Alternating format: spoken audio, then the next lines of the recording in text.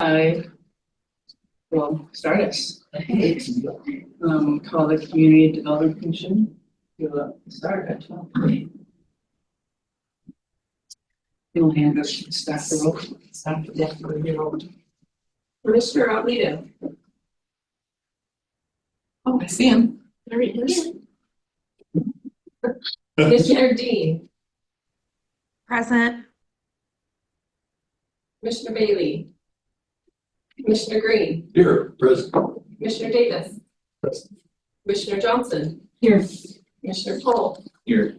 Commissioner Tim. Here. Commissioner Johnson the second. And Chair Stubbs. First agenda is the approval of the minutes. Are there any corrections to the minutes? The only thing I had was at the bottom of the first page of the minutes, it said, I asked whether the students and families have access to cell phones. I don't think that was me. It doesn't matter. I mean, but I don't think that was me. I think somebody else said that. I can go I back to think the recording too. I'm not sure who, so. You just change it to commissioner. Yes. Yeah. It doesn't matter. Yeah, Just that's fine. We can make that adjustment. I would move to adopt the minutes as printed or With most that correction. Second. And all those in favor of the approval with the correction? Any opposed? Okay, motion passes. And turn over to staff for scheduled business. Great. So I just wanted to provide an update on housing implementation plan policy.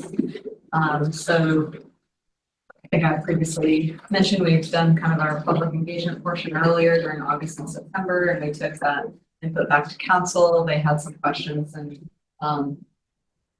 changes that they had suggested or asked that we look into. We went back to council again with those changes and adjustments made to kind of get the final go ahead. So I was just going to go through 3 policies that we plan to bring forward in December, where we landed on a little bit more of the details, and then ask the commission if you have any desire to support these. I know in the past that you guys wanted to stay advised of what policies were being moved forward for the housing implementation plan, with an idea that should you support those policies, you might then endorse them to the council. That's not to say that you guys have said you support them, but if you do, that might be an action you could choose to take. So the first, and you could do that for any or all of the policies. So the first policy is the construction excise tax. And so we are recommending a CET of 1% on the residential development, and that is the highest that you can go per state statute. So you can do 1% or anything less than that, and we're recommending the full 1%, and then 1.5% on commercial and industrial development. Not 1% on sale value, or Yeah, I should have mentioned that. It's on the permit value. Yeah, and that's generally less than what the sale value would be, right? So It also doesn't include the land, so Yeah. you're just talking about there's actually a formula that is set out, and so it's based on the square footage and then the type of construction, and it's a formula that determines value, which is not market value. And then we're also recommending that there is a threshold of $50,000, so improvements that are less than that would not be subject to, it's called a tax, but it's basically a fee because it's just a one-time fee that happens at the point of the construction improvements. And then, so with that, those things would generate revenue, and then specifically for the residential construction excise taxes, there's kind of outlined by state statute how that revenue can be spent, with it going primarily to different affordable housing type programs, including like developer incentives for those that are building affordable housing, which could be like reducing offsetting SDC fees or something like that. And then some of it goes to affordable homeownership opportunities, and some of it is just earmarked for affordable housing programs as kind of defined by the city. And then the commercial and industrial CET has more flexibility, but we're still recommending that it go towards needed housing with an emphasis on affordable housing with potentially up to like 120% of the AMI. The other affordable housing revenue is limited to 80%, but because it's commercial and industrial has a bit more flexibility, we wanted to not pigeonhole ourselves into saying it only can go to affordable housing because we know that's not our only housing need. And so we're trying to present a little bit more flexibility for how that revenue might be spent. And we're recommending that the Community Development Commission kind of shape the program recommendations for the CET revenue in general for both funding that is created by that and would make those recommendations to council. And then as we generate revenue and we would do probably a request for application process, and we were recommending that the Community Development Commission oversee that process and evaluate applications for how those funds would be allocated. So would that be, yes, when you talk about being allocated, would that be into the programs that we recommended to the council or also elsewhere? So I think what we're looking for like the program recommendations would be like more broadly, like, okay, we think maybe this percent should go towards affordable home ownership, or this percent should go towards like workforce housing or something like that. Or we see this is a need and we want to support accessible housing.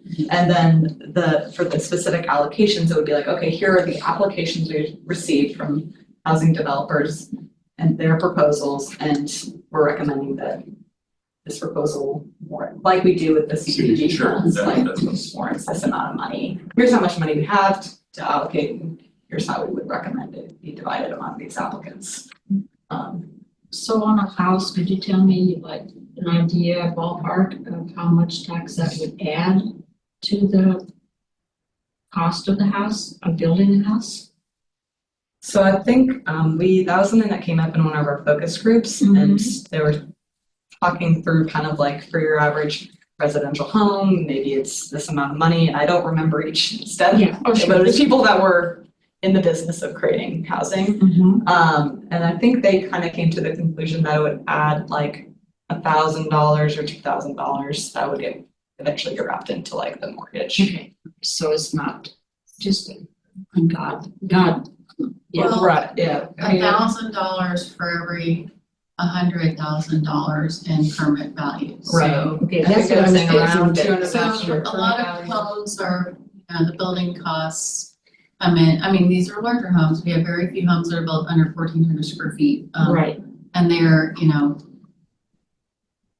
they're not $100,000 homes. They're, 180 at 350, 250. So, it's probably going to be more like $2,000. 2,000. Yeah. Okay. Something like that.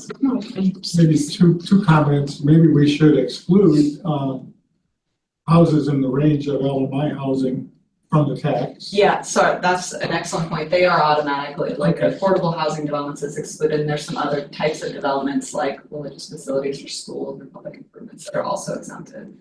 And then the other thought I had, improvements around here at over 50,000. I'm wondering if that's too low, because it might discourage a lot of home improvement things. 50,000 isn't much these days. Somebody can have their kitchen redone, probably costs, I don't know how much, but anyway, I was thinking a higher number than 50,000, maybe 100,000. Anyway. Yeah. Yeah, I think that's what we're still a little bit internally trying to figure out what is the right balance there. Well, most of these don't have any exemption for anything. It's just the flat fee. Another city who just found out their program is they decided to stop their CET program, was doing 100,000. So we just came up with 50. So it's like a discount on improvements, whether it's improvements to existing dwelling or a new dwelling. So it would, and whether, it would apply also to the commercial improvements. So, you're right, a lot of home improvements do cost more than $50,000 in permit value, but they would only be paying the tax on the difference. there. So if it was $100,000 improvement, they'd be paying $500 because they're only paying 1% of 50,000. So it's, everyone would get that initial discount. So smaller homes are gonna get a larger $50,000 discount on their improvement value, where a more expensive home that, let's just say, has a $400,000 permit value or $350,000, it's probably your higher end permit value, they're only getting that 50,000 discount, but a home that costs, $150,000 or $200,000 at the permit value is getting a larger discount than Yeah. that. So I think we'll probably wanna adjust our language to say like, first $50,000 Right. is exempted. Yeah. That's what's a little bit. So the assessed party is the developer, correct? Yeah, it's That's whoever the gets assessed party. permit. I mean, Yeah, different whoever people are gets eligible to pay. So if it's, yeah, so where does the cost get eaten? I mean, we've heard from Corvallis that, on larger developments, it comes out of the land costs, or, if builders know that there's this fee coming, they know about this earlier on. So when they're working with people like, hey, I'm gonna build your home or whatever, or it's a builder that does a whole subdivision, they're able to calculate that fee ahead of time, like our other fees associated with development.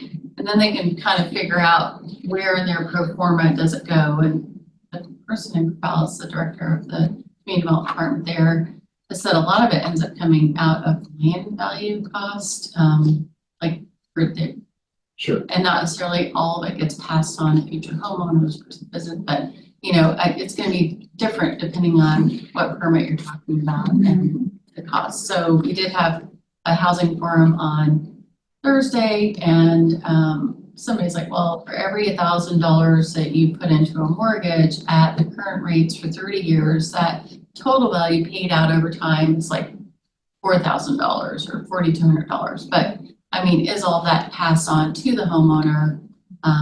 We don't know, or to the renter or whatever. But giving the development community a little bit of a chance to know that this fee is coming can help them when they're talking to, doing bids for people or whatever. So, and whether the council will stick to it and decide to start with a rate of 1%. So the rate can be changed at any time. It just can't be more than 1%. So the overall effect then will be to tax the economic activity on the bigger houses. And make that available for more affordable and lower end houses. And ultimately, that's kind of the way it will flow. Is that correct? And Yeah, then so- the banks, the mortgage holder will make more money in the long term. Well, I mean, we don't know what happens outside of our doors, right? I But just wonder if yeah. there's any Yeah. prognostication of what this is going to be. There are certainly people that are builders, local builders, small builders, or people doing renovations. They don't want to have to tell their customers that it's going to cost more. They want people to get building permits, so there's that concern. So getting a $50,000 discount on renovations brings that cost down, where other cities don't have that discount. So maybe our approach is already providing that discount up front.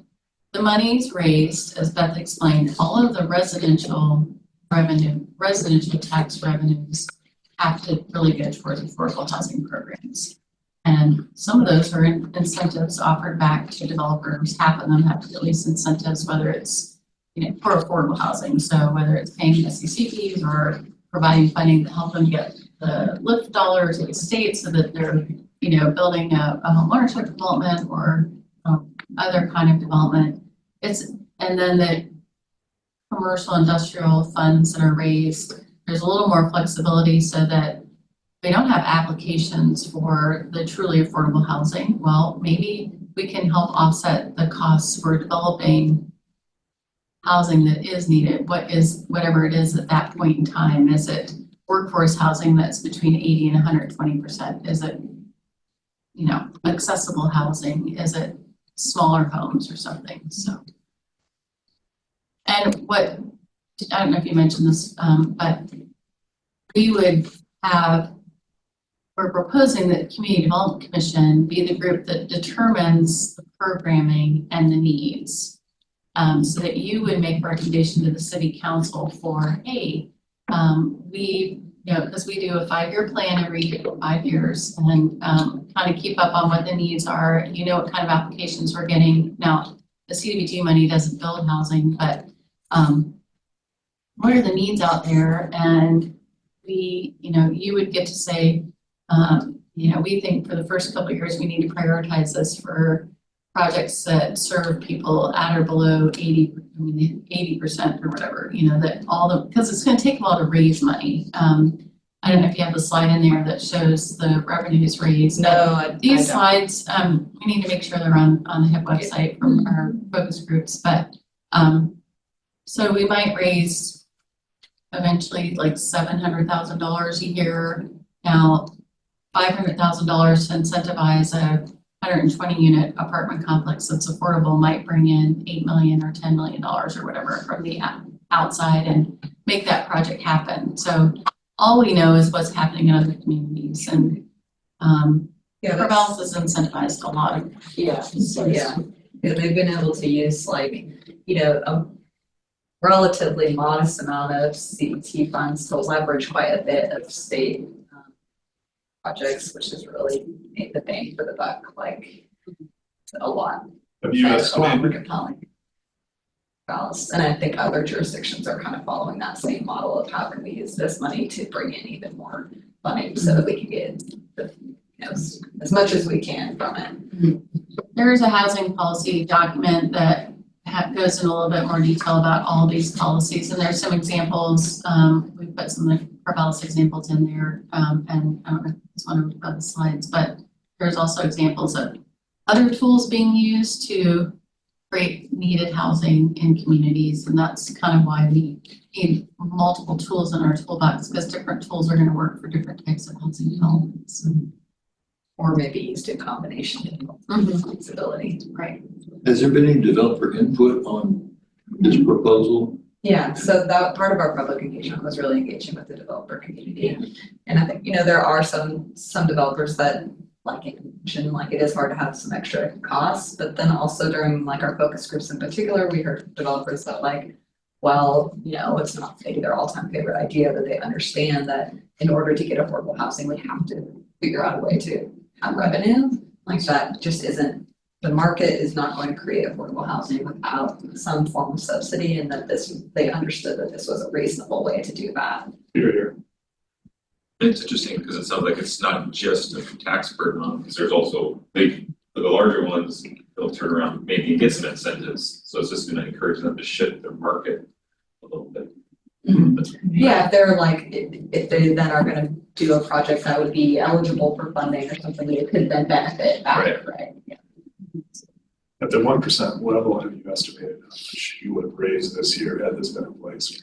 Yeah, so with both the commercial and the residential CTs that were proposed, I believe that they had estimated that we would bring in between $700,000 and $800,000 annually. Which that part of the reason why we stuck with those two rates was because at a lower rate, we were hearing that we wouldn't generate enough revenue to really move the needle or leverage the funding. And so it was like, okay, this is an amount where we can do something with it to make a difference. I think you said that the 1% is highest the state allows. Is it the For same? residential. For residential, is the 1.5% the highest? There's no limit on the commercial and industrial CET, but that's the 1.5% is around also, yeah.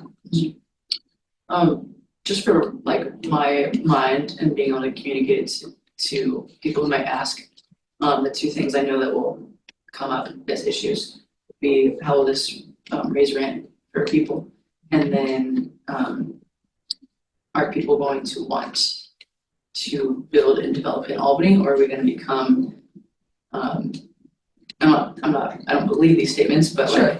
But you want to have are we going to become a city that people shy away from moving to develop? Yeah, so I think, for the second question in particular, I would say there's a number of cities around our region that already have these things. So just switching to another place is maybe not as easy for a developer to say, I want to avoid this fee, so I'm going to develop in Corvallis. Corvallis already also has a CET. Eugene has a CET. I don't remember the full list, but there's a number of cities, right? So we know that that's it's happening across the region. And I don't know that Corvallis has expressed, I mean, we've worked closely with the staff of Corvallis in part because we have a relationship with them and in part because they're, so close to us that we can imagine that whatever happens in Corvallis will not be too far off from what might happen in Albany. I don't think that they've expressed like some substantial slowdown in development as a result of the CET. I think, it's always good to be looking at it on a trend, over time as like if we have this in place, we could look at that, okay, over the last 5 years, have we seen a dramatic drop off or are rates too high? Are we discouraging development? I think the flip side is that we know that it has really encouraged affordable housing development. So that And also might be part of in Corvallis, yeah. Anywhere you see a CET, it's encouraging. Yeah, and during our focus group, even one of the folks that was in the room said, like, I was working with a developer who was trying to find a property to develop, an affordable housing developer that was trying to find a property to develop. And they had shown them, like, here's some options in Corvallis, here's some options in Albany, and they opted to develop in Corvallis because Corvallis has these tools available and we do not. And so in terms of affordable housing, like competition for that kind of development, right now, we're just not well positioned to attract it. And so I think that's also part of the conversation. It's like not just how might it affect market rates, also how might it affect increasing our affordable housing development. And like Hannah said, the rates could be changed at any time. So if we do notice that like, oh, we're seeing this huge drop off of development, market rate development, like maybe we need to make an adjustment, we could do that. That would have to go through the state council Yeah, we process. just do a resolution. Yeah. So I think that's an important piece for people to know. So this fee, this tax fee is only on the permits. And it's supposed to induce people fees to help with affordable housing. What do you consider affordable housing? I mean, you're talking about $400,000 for an average house anymore. And I just wondered, what do you consider? That's always been a question to me. What is an affordable housing? Yeah, so the state statute does stipulate like that the housing has to be affordable at 80% or less. 80% or below, area median income, and of course that also is dependent on household size. So someone's income also, like two people making a certain amount of money versus a 4-person family making the same amount, they're going to be different in terms of where they fall on the area median income. Does that make sense? So they go to the income level rather than, okay, I'm going to build this house and I'm going to make it $200,000, but that still might not be able to get people Well, in. Right, A so lot of the developments are rental and they will Yeah. build their rental housing and they'll already program in an estimate of who their first, lease up clients are gonna be or Okay. whatever. And they are building the housing knowing that it's restricted rents, so they might go, oh, we're gonna have a mix of, because we have 3-bedroom units, we'll probably have households of 3 or 4 bedrooms, and it's gonna be, here's the income we can get from this. They can't charge more than 30% of somebody's income. And so they'll look at all the applicants that are at 80% or below that qualify, and then the rents, are usually set so that they work for the anticipated household size that they're planning to see. Yeah. So like the 1-bedroom units might have a 1 or 2-person household and the 3-bedroom units might have a 4-person household. I had a rude awakening a couple of weeks ago. We have this house across us on Gary that, I mean, the turnover is just tremendous. I mean, I swear every 3 months there's somebody else new, And so my neighbor across the street, they were friends with him, and I said, do you know why? I thought it was the other neighbors that were, because they're coming. Anyway, and he said that the rent was a little over, I mean, it's a little house, little ranch house, it's a little over $2,000. And I'm thinking, how can people afford that? I mean, our mortgages are that much. I've seen something exactly on this, but ballpark figure, there's affordable apartments opening up in the house recently, where putting one bedrooms, affordability rate, That's not bad, which one bedroom, you know. Yeah, we agree is affordable. yeah. We had our housing forum last week and we're looking at how it determines this fair market rent at different things in a studio or efficiency was, the fair market rent was $938. That's not saying it was affordable, but that's saying like that's what the market. Yeah. And that's is what, doing. So then that's what vouchers then will cover. right, yeah, so vouchers, they can charge up to a certain amount and still enable somebody with a Section 8 voucher to then rent that place, and then they just pay their 30% of their income, and then the housing voucher pays the remaining amount. But the housing voucher, they're not gonna pay the 2,000. exorbitant rent, you know, so Right. that's why there are some limits on what the housing authority will pay, and that's what every year HUD publishes a new fair market rent based on what's happening in the community. Yeah. It's And been we going know up. that there's a lot of people that need vouchers or qualify for vouchers and don't have them. And that's still the cheapest apartment that you could find would be $938. That's not gonna be affordable for. I'm just wondering how far the Section 8 or whatever it is, how far are they behind in getting vouchers to people? Demand It used to be- opposed to. It used to be Yeah, like it's years. Well, it is still years, so there's 1,100 households, Albany households on the waiting list, and the problem is that there's sometimes a mismatch of what the needs are versus what's being built, so Oh, yeah, sure. the last time we had a more detailed number, there were only 958 housing units on the households on the waiting list, and or 950-ish, and there were 658 households waiting for a one-bedroom unit. So you can assume that there are probably still 650-ish households waiting or more, because there are more people on the waiting list for a one-bedroom unit, because they only qualify because they're either a single or two-person couple. A lot of the people are elderly, you know, we're all aging and on fixed incomes, and so it's not all families, and so that's why it could be incentivized one-bedroom units through some of these units, knowing that they're gonna, and if they kept them affordable, to get people off the housing choice voucher grant. Because they finally get to the top, they think they're gonna actually get into housing, and yet they have like 6 months or something, they've extended the time to find a place, and if they can't find something, they have to go back to the bottom of the list.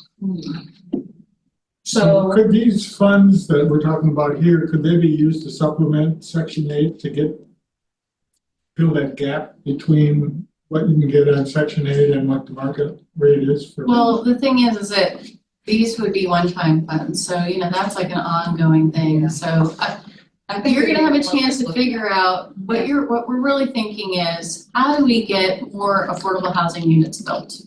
Yes. So, And of the types of housing that we need, right? right, So how many more metrics affordable like one-bedroom units can we get built? So maybe that's prioritized, for example. Give an example, say we had $700,000 from last year.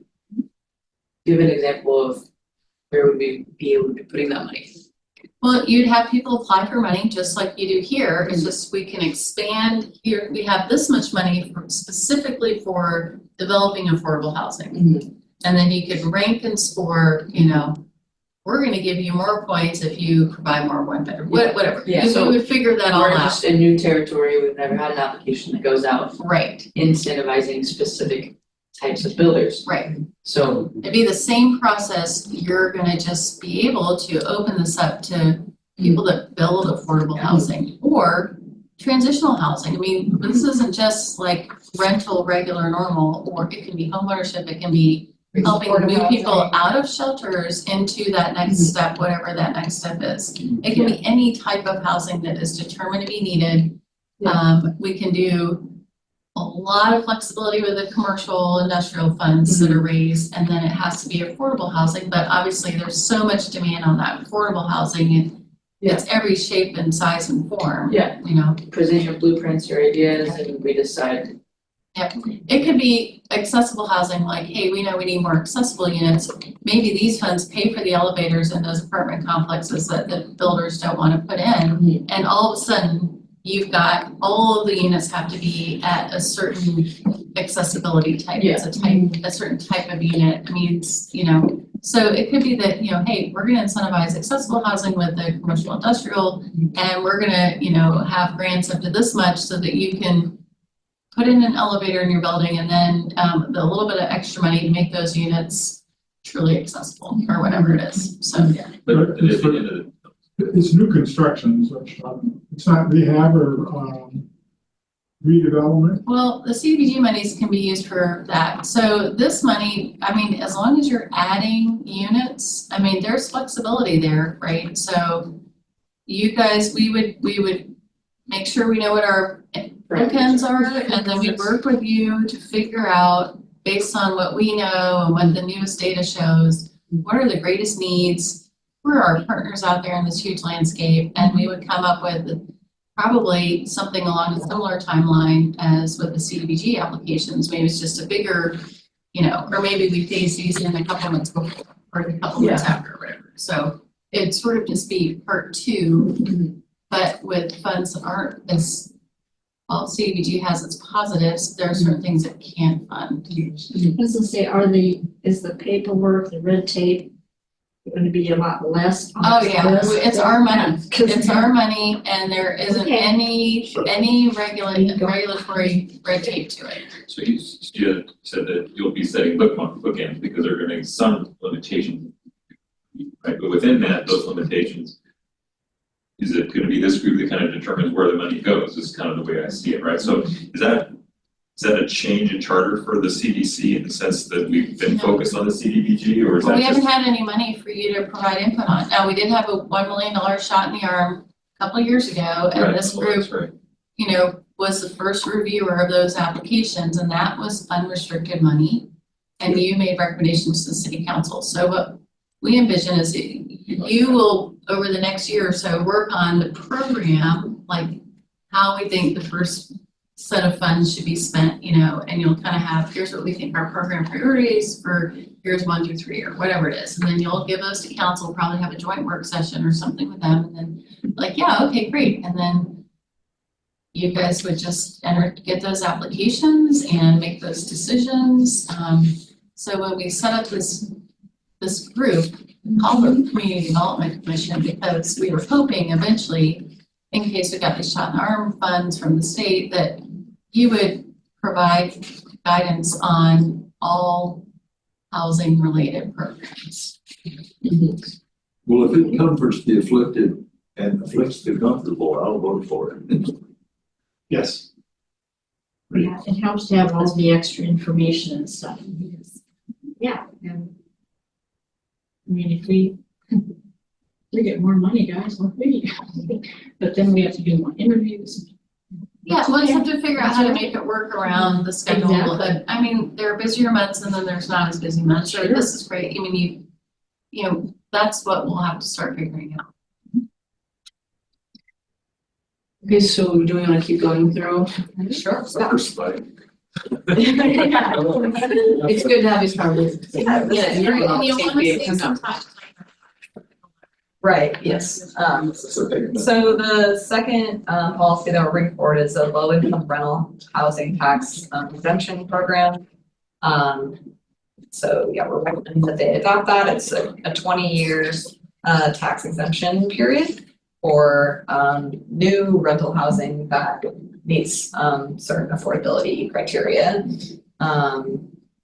And yeah, we're gonna require reporting to make sure that over the course of that 20-year period, that any projects that are getting this exemption are staying in compliance with that affordability. And kind of a key way that this diverges from a different property tax exemption program for low-income housing is that this could be for either nonprofit or for-profit developers, as long as they're meeting the eligibility criteria in their projects. So as long as they're meeting that affordability piece, we're saying we don't really care if you're for-profit or nonprofit. We just want the affordable housing. So that is that program. So, just one question, how does this, the people that are eligible for this compared to the people who are not going to have the CET input? Is that the same group? I think broadly, there might be a little bit of difference between the affordability criteria. This one, I think that at least for the first year, has to be 60% or below the area median income. So the CET is 80% or below the area median income. I'd have to make sure that I was totally. So there are some people that won't be impacted by the CET, but won't be. But may not be They may eligible not for be. this. Okay, that seems like that's graded with. Possible, yeah.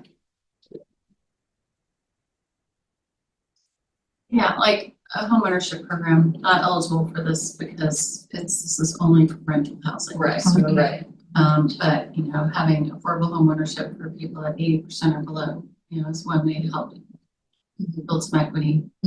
So. Any other questions about that one? So the last policy that we're bringing forward is for city-owned surplus land. And kind of the middle ground of where we landed was if there's land that becomes surplus and it hasn't already kind of been pre-identified for a certain need, that it will be screened to determine, is it suitable for housing? And then if it is suitable for housing, that the city will request proposals for housing projects and evaluate those first. And that the city may then decide to give extra weight or consideration to specifically affordable housing projects and negotiate with housing developers that have submitted projects first. If there's no agreement or they can't come to an agreement between the two parties, then they might consider it for other needs or solicit proposals for other types of projects, but that housing would be kind of given first consideration. I really like that. I know, I like that. Yeah, I know some of the counselors have asked for listing or maps of the city's surplus. I remember getting it years ago and stuff, but I just wondered, have they received that, or can we get it also? Just for. You know, I don't know if anyone's updated a map, but yeah, there is. I mean, it's kind of a map of all city property and whether any have been declared surplus or are not needed by the departments. I went through the list and I actually have a list of properties that I identified that could possibly be surplus. Yeah, I don't know when the council last got that list, but yeah, it's something that we would be a little bit more proactive about now. And what we want to do is just, or something just gets sold, or who knows what. If it could be used for housing, could we try to address some of our housing needs? Is that the info of like an inventory of CW? It isn't a layer that you can turn on, because if we did that, everybody and their brother would be contacting the city all the time. I want to buy this one, but we already get people like, hey, do you have surplus property? But I don't know where those calls go. But we can try to bring back a list in the future. There aren't a lot of. There have been some properties that have gone surplus in the last couple of years that I can use as examples. The city decommissioned a couple of parks and they didn't end up, or, you know, there was one housing proposal, but they just became other people's backyards. They didn't turn into housing, right? Yeah, that one. And then there was Main Street roundabout. There was surplus property where the church was moved. Yeah. And that is now a parking lot. So would it have been a great place for housing? I don't know, but somebody did propose housing for that. So Scott Lutman did, I think. He was yeah, the so if we'd had a policy like this in place, council would have had to consider maybe a housing proposal over a parking lot. Now, first you would determine, does the city or the community have a need that the property could serve? And then if not, you know, is there a higher or better use for the property? Then, and if zoned for commercial, for residential uses, then we would go through this, hey, let's try to find either, if they let us, can we work with and try to find some affordable housing developers for the property? Or do you want us to go through an RFP process and then you see what you get and you could prioritize those that serve the greatest housing needs at the time, so. When was the last time the city acquired new?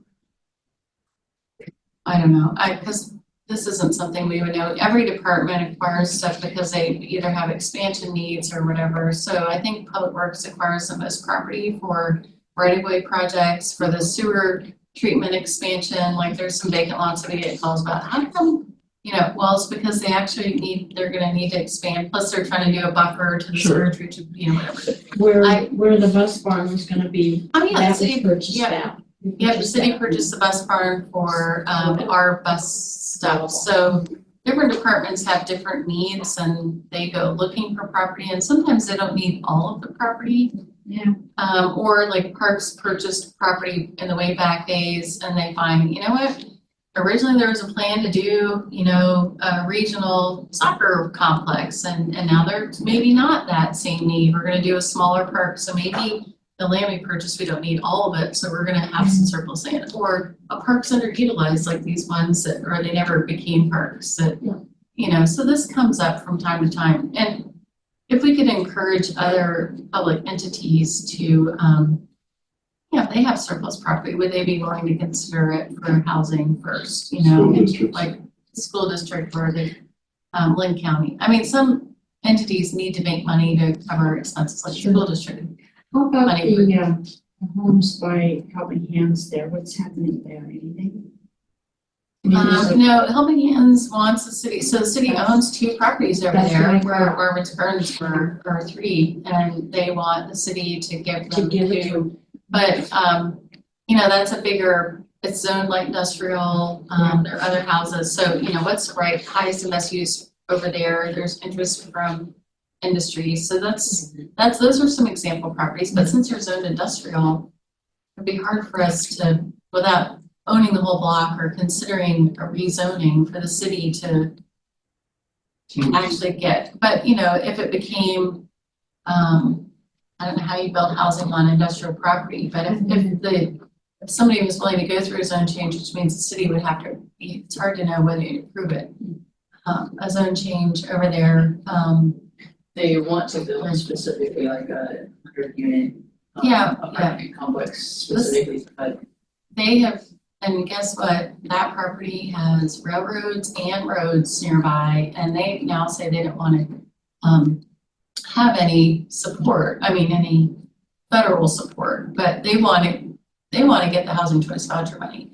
If they were to try to get federal money, they wouldn't get through an environmental review for that property. So it's been something that they've been talking about area needs. Part of why we're proposing let's screen properties first, see if they make sense, and if they do, then we'll move forward. But not necessarily for any property because we know that it doesn't make sense. Not every property is going to make sense for housing. So those are the 3 policies that we're going to propose. We're taking those to council. I think we're taking all 3 of those to council in December. If they don't all 3 go in December, there might be some that have to come back at a later date or we kind of finalize some of the details. So will That's our timeline. will this commission initiate or participate in the screening under this proposal here? Will that be our job for this? Or I think it would be more of a decide? staff The type staff screening, It's looking at simple, zoning and like- natural resources and. Yeah. That sort of there's more of an initiative size of and staff. to do that, advertise. yeah. Yeah. You have to be worried about, I'll catch you all on the screen and stuff, All right. watch the rest of the meeting, so Thank we you. all have no Thanksgiving. Yes. Hey, it's good. Thanks. Forgot that. So I want to turn it over to Commissioner Davis, but before I do, is there any desire for the commission to weigh in on any of these policies? Desire to weigh in on the policies. Just to support or not support any of these policies. Are we looking for a pass or a motion to pass, or are you just looking for input, for opportunity? I think first we need to know what the motion would be. Yes. Yeah, if there is a motion. Should we pass the motion? Yeah. The motion? Yeah. And if there's not, that's okay. I'm not, this is just an opportunity for the commissions to. Yeah, Commissioner Dean and Reblito. Any thoughts or questions from either of you? Okay, No, thank you. yeah, So you're looking for a motion to, I'm just asking the commission if you want to kind of what I do was that. thinking. She was- Yeah. She's not asking, she's just saying, I'm Just not, about I guess this. I'm not trying to sway what the commission wants to It do or seems not there's wants, doesn't consensus, want to do. I think generally for I this. hear a pretty positive consensus, unless anyone would like to take it to a vote. Are they gonna go to the council in the present form, or are you gonna put a little bit more information or flesh them out a little bit more? Yeah, so what we're working on right now is like the actual ordinance language and, like, let's see, the municipal code has to be amended, so we're adding a chapter about the CUT and how that, program all works. And so there's the actual policy documents will be more detailed. Low-income rental property tax exemption, it's just spelled out in state law, so It's just we just don't know if we're gonna add it as a chapter in the code. And then the surplus property policy, we're just it'd be a resolution, we're hoping, and it's just providing these guidelines for how to go about evaluating property and first considering it for housing. Mhm. I mean, I have a concern about any more tax, coming in because of the people that communicate their concerns to me, are local builders, right? So, and they're already in a position, it's difficult to build here, Courtney. It's hard, it's already costly, it's already expensive. I'm gonna have to pass that to the renters. And so these are concerns I'm assuming will come up at council meeting, but if people can understand the greater impact that is happening for the city, that will be the most important. It's not like you have to get the whole city behind this idea, and it'll be frustrating to some people, it just will. But I can stand behind, getting an extra $700,000 to $800,000, specifically towards affordable housing. And who is going to eat that cost? It's not these wealthy developers that's going to eat this cost, and it's not the local builders that will eat the cost. It'll be the renters. But the renters here, as opposed to the renters here. It's somebody, right? It's like it's easier for me to think like these wealthy developers or wealthy builders are going to eat some of this cost, but like I've had these conversations with them. Not all of them. I'm not saying I have an absolute idea, but I 100% know that, yeah, that middle class range of renters, 50% of Albany is renters. We're really working to lower rent by $150 to $200 in the next few years. Like, that's the hope. But something like this is going to add a level. How's the free market looking to lower rent? That was more of a concept of like, as a city, Oh. our hope. Like that's your vision, it's like. Yeah. And is this in line with like, are we actually reducing rent? Yeah. Or are we increasing rent for a group of people so that we can create options in affordable housing for this group of people? And that's like a moral thing you have to like walk through, like everybody's struggling. Yeah. Well, the wealthy people are struggling. Yes. But they're not, But they're not saying for this. No, so But I well, would say the too, renters are. because it's a one-time. because the wealthy people won't struggle. They'll supervise a race to the bottom, which is what they've always done. That's what the wealthy people do. We, I don't guess as a group, can force the wealthy people to do the right thing, right? It's a moral issue and that's outside our purview completely. But as I said before, whatever we can do to move that money, A little bit of pressure. a little bit of pressure. The rents, I mean, market will so do it.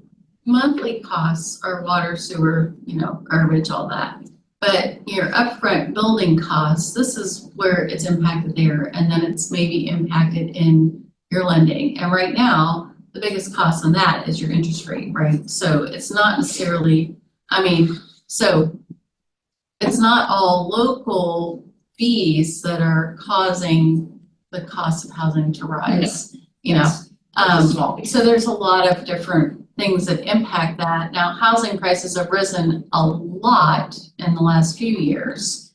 I mean, and COVID didn't help because, you know, supply chains and all that or whatever. So, you know, before,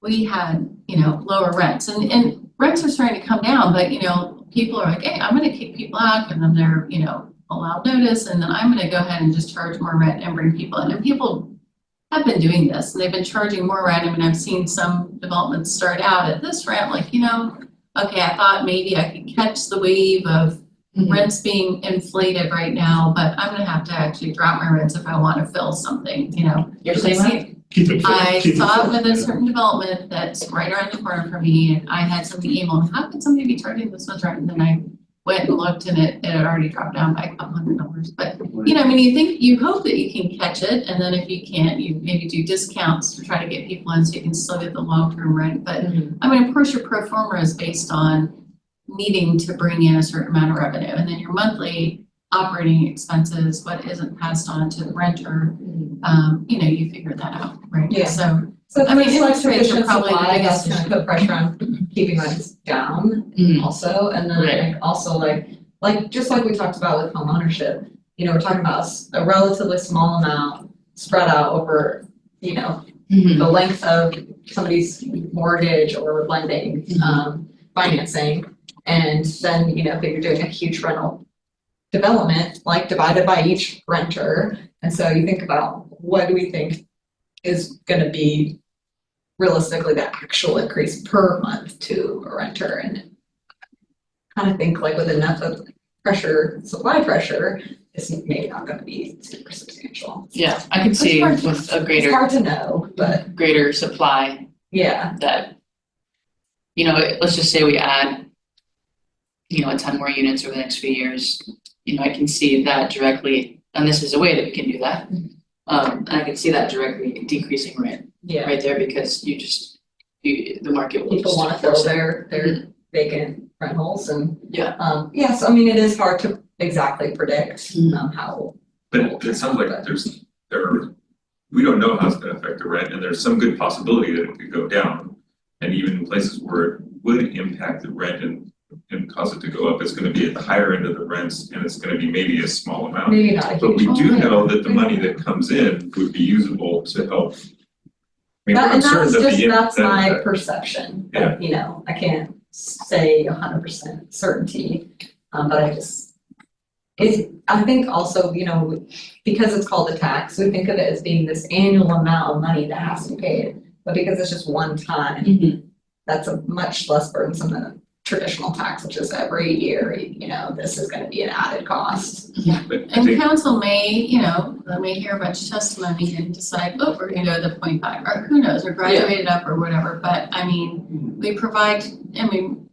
we can try to provide some more, like a multi-family permit is a lot more expensive if you're building a 12-unit development. It's not a $250,000 permit, it's a, you know, $1.2 million permit. So what is the tax gonna be on that development, you know? So, I mean, interest rates are probably the biggest impactor of that, but this is like a 1% interest rate, almost, you know, if you look at it, not on the land value, but at least on building permit. So, you know, council will determine this, but, you know, this was a tool that was, all of these are in the housing implementation plan. So there was a housing affordability task force, and we had representation from this group, it was the mayor, from a lot of different people. And then, you know, the housing implementation plan went through its process of, you know, being sanctioned by this body and others. So we're just trying to implement things that came out of the housing implementation plan, because the other options for the city to raise money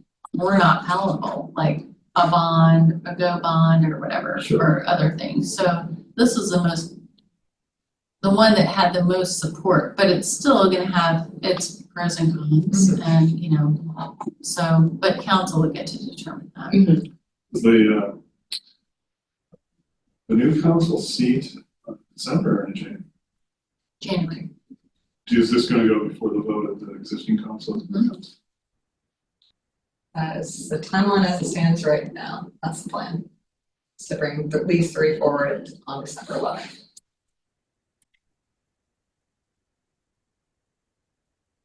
Okay, well, still Commissioner Davis's letter to talk about, Oh, yeah. or do you guys wanna? Well, let me quickly go through it. We can obviously extend this to next month or the next meeting, but, we have been asked for, I made a suggestion about the homeless, situation and potentially have this group ask the council to do a commission, I should say, a task force specifically for homelessness. Before I don't, you can read through this at your leisure. So that's my draft. It basically, I just call for the reasons we would be asking for this would be obviously the strain on city service, impact on the agencies, environmental concerns. I mean, these people are camping all over the woods. I mean, and it's really quality of life for these poor people and the people encountered. Suggesting that the task force be composed of people from city commissions and city councils, law enforcement, social service, maybe business, or individuals who have lived, experienced houselessness. And then some ideas about what the task force will be able to do. So I think other cities have these in the area, and it's a known fact that addressing houselessness is more effective when you have somebody dedicated to that specific problem in the jurisdiction. Now, what I don't, as I found out online, there's something going on with the police around this thing, so I wanted to understand. Yeah, it'd almost be like a double effort. Maybe, yeah, so does anybody know what that thing is, that police? I don't know if Emma knows or not, but I don't. It's just a monthly meeting that they. There is a monthly meeting that happens, and I haven't attended this, but Emma does, and then there's also a heart group that meets monthly, so. This is a specific, the Albany, I'm happy to share. I don't see a raise hand thing on my computer, so whenever Sorry you about guys are ready to share, just let me know. We're ready, yeah, we're ready.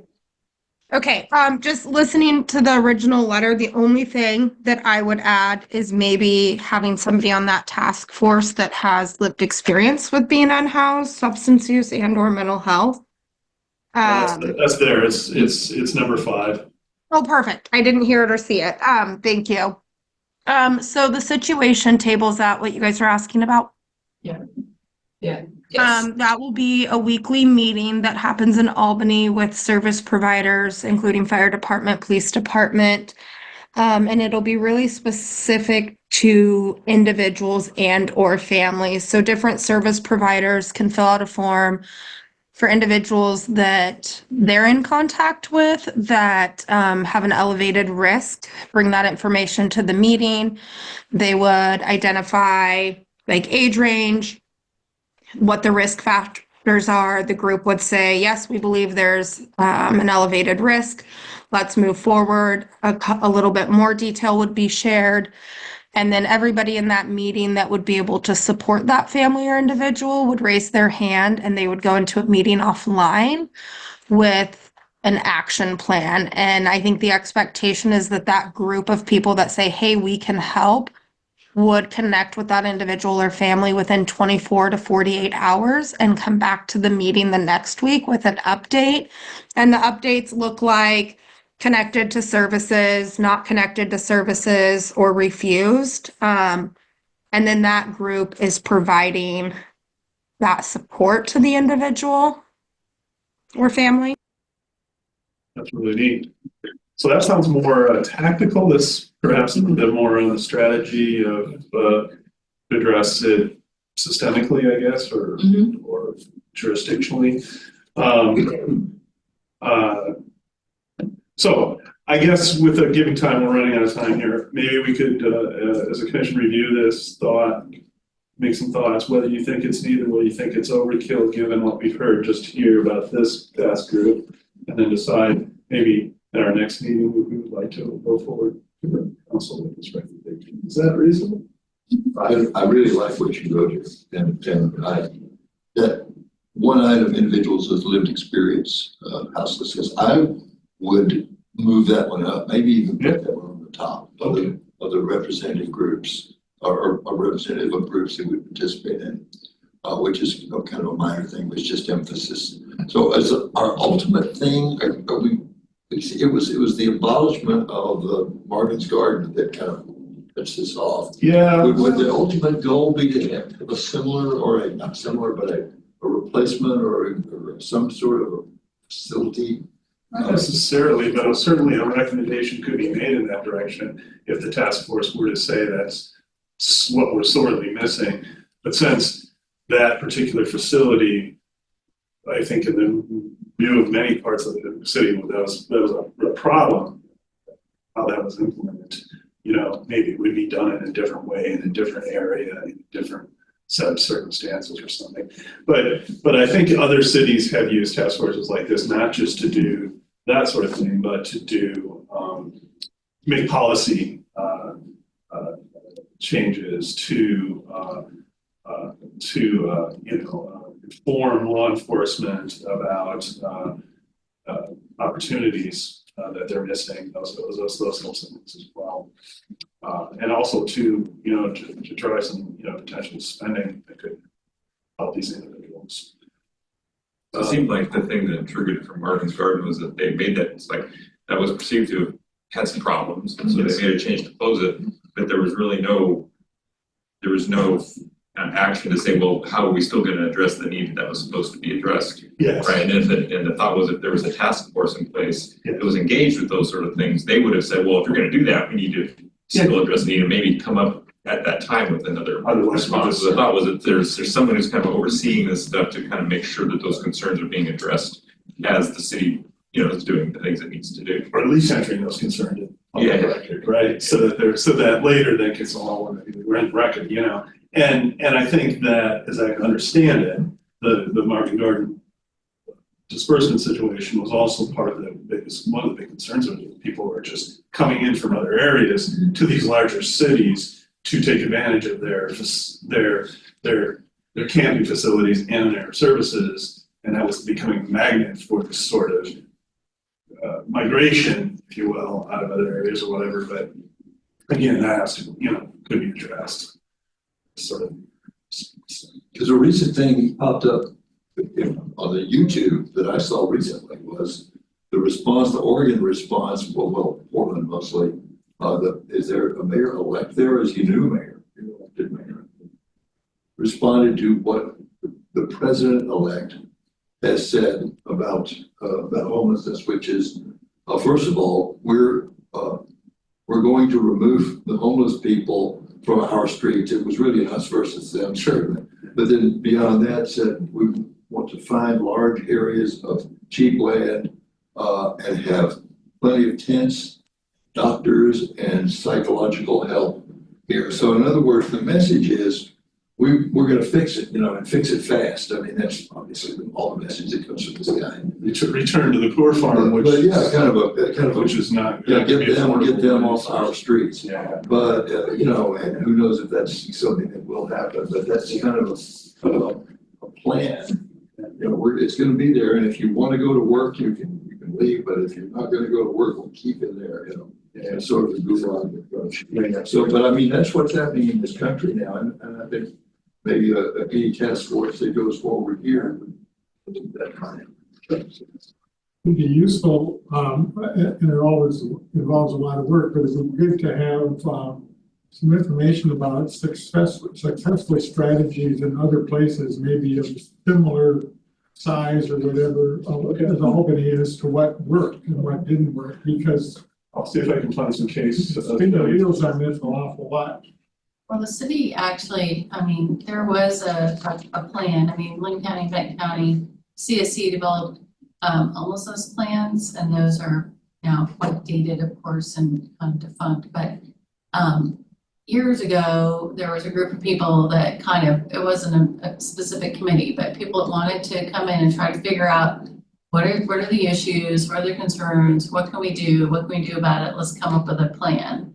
I mean, I think what you want is Hart talks about different things, and maybe the group that meets at the fire station once a month. What are the needs within the community to address the homelessness situation, and what can we do about it, and who can we do, and do you develop a plan, because there's the just responding to people in crisis versus, I think what you're getting at is there a plan, does the city need to support expanding shelters or transitional housing, or what is it? I mean, our CDBG plan, the consolidated plan we identify all these needs, but we don't necessarily have enough money or people coming forward to request the funds to address some of these needs, right? So I don't know. I mean, it's been done in the past, but who has ownership of the plan? So if it's the city's plan, what can the city do? And there doesn't necessarily have to be a specific outcome, but at least it's an opportunity to. What are the tools in the city's toolbox?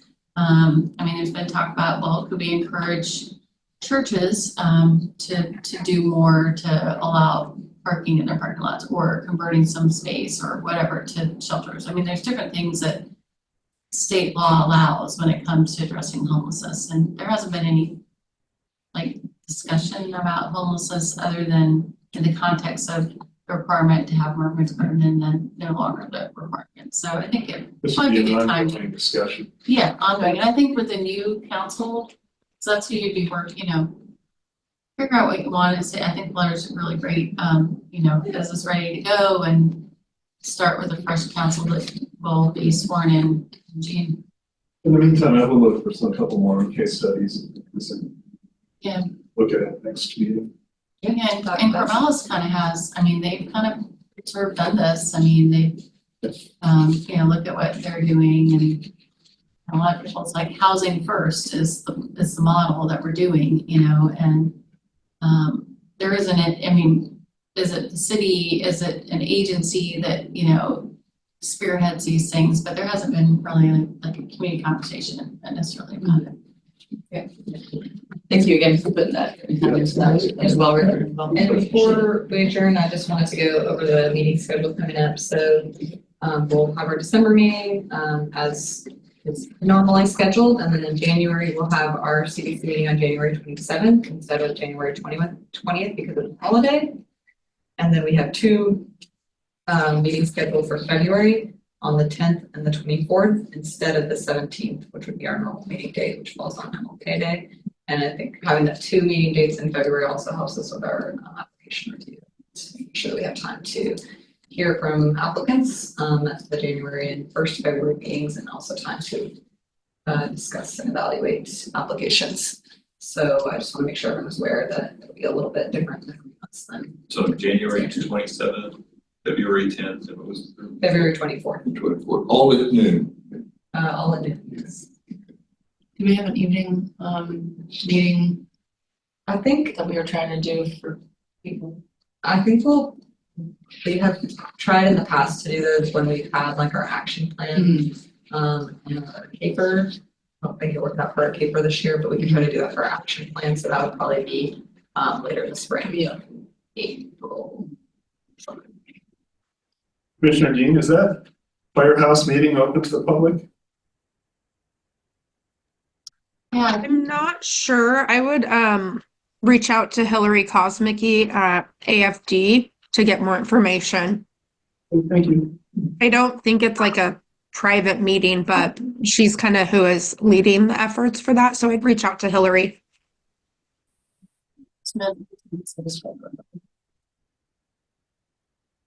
Okay, is there any business from the public? Is there